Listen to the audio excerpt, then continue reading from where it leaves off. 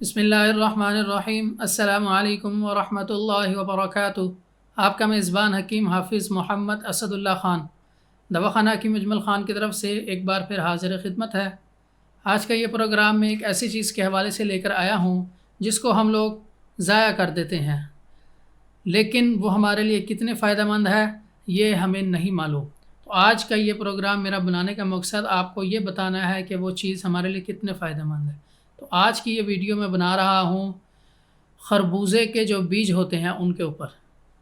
ہم خربوزہ کھاتے ہیں لیکن اس کا جو بیج اور گودا ہوتا ہے وہ ہم پھینک دیتے ہیں، لیکن وہ ہمارے لیے کتنا فائدہ مند ہے یہ آج میں آپ کو بتانے لگا ہوں۔ سب سے پہلے تو میں آپ کو بتاؤں گا کہ یہ جو بیج ہوتے ہیں ان کو تخم بھی کہتے ہیں۔ مارکیٹ میں آپ کو مغز خربوزے کے نام سے بھی اویلیبل ہوں گے، آپ ان کو آسانی سے لے سکتے ہیں۔ لیکن اگر آپ جب خربوزہ کھاتے ہیں اور ان بیجوں کو آپ دھو کے اس کے بعد ان کو خشک کر کے آپ محفوظ کر لیں تو مارکیٹ میں جو آپ نے چند سو روپے دے کے ان کو خریدنا ہے تو وہ آپ کے وہ پیسے بچیں گے اور آپ کو اس کا فائدہ بھی ہوگا۔ تو سب سے پہلے تو میں آپ کو اس کے نام بتاتا چلوں تو اس کو عربی میں بذر البطیخ کہتے ہیں، فارسی میں تخم خربوزہ کہتے ہیں۔ قدرتی اجزاء میں آپ کو بتاتا چلوں تو ان بیجوں کے اندر اللہ پاک نے vitamin A, B, C, protein, calcium اور تانبے جیسی منرلز رکھے ہیں۔ فوائد کی طرف میں آپ کو لے کے چلوں تو میں آپ کو بتاتا ہوں کہ یہ جو امراض جلدیہ ہوتے ہیں یعنی جلد کے جتنے بھی امراض ہیں ان کو زائل کرتے ہیں، اسی طرح چہرے کی رنگت کو نکھارتے ہیں اور چہرے پہ جو کیل ماسے ہوتے ہیں انہیں ختم کرتے ہیں، دماغ کو تیز کرتے ہیں یہ، اور جگر کے حوالے سے میں آپ کو بتاؤں تو جگر کے جو سودے وغیرہ ہوتے ہیں یہ ان کو خارج کرتے ہیں۔ اسی طرح اب سب سے مین چیز جس پہ یہ کام کرتے ہیں میں آپ کو بتا دوں وہ ہے گردہ۔ گردے کی انفیکشن ہے، گردے کی سوزش ہے یا گردے میں پتھری ہے یا ریت ہے تو یہ پتھری کو بھی اور جو ریت کے ذرے ہیں ان کو یہ خارج کرتی ہے، اور اسی طرح گردے کے انفیکشن کو ختم کرتے ہیں۔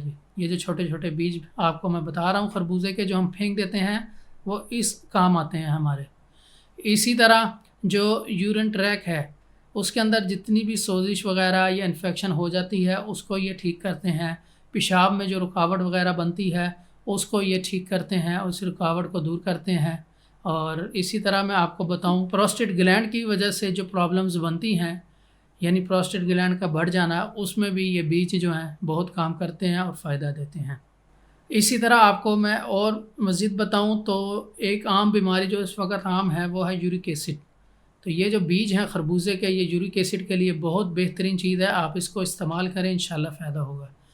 اب چلتے ہیں اس کے استعمال کی طرف۔ تو یہ جو بیج ہیں آپ ان کو ایسے ثابت بھی کھا سکتے ہیں، صبح و شام ہاف ٹی اسپون آپ کھا سکتے ہیں، یہ آپ کو فائدہ دیں گے، یا آپ اس کو سفوف بنا کے رکھ لیں تب بھی آپ اس کا استعمال کر لیں، اور اگر آپ نے تازے لینے ہیں جیسے خربوزہ آپ نے کھا لیا تو یہ اس کے جو بیج اور گودا ہوتا ہے وہ آپ گرینڈر میں ڈالیں، تھوڑا سا پانی ڈالیں، اس کو گرینڈ کر اور پی جائیں۔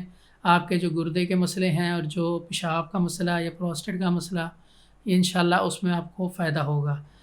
یہ اس کے طریقہ کار تھے۔ آپ نے اگر تازہ حالت میں لینا ہے تو آپ وہ جو گودا نکلتا ہے بیجوں سمیت اس کو گرینڈ کر کے لے سکتے ہیں، خشک حالت میں آپ لیں گے تو آپ نے اس کا سفوف بھی بنا کے لے سکتے ہیں یا ویسی بیج بھی کھا سکتے ہیں۔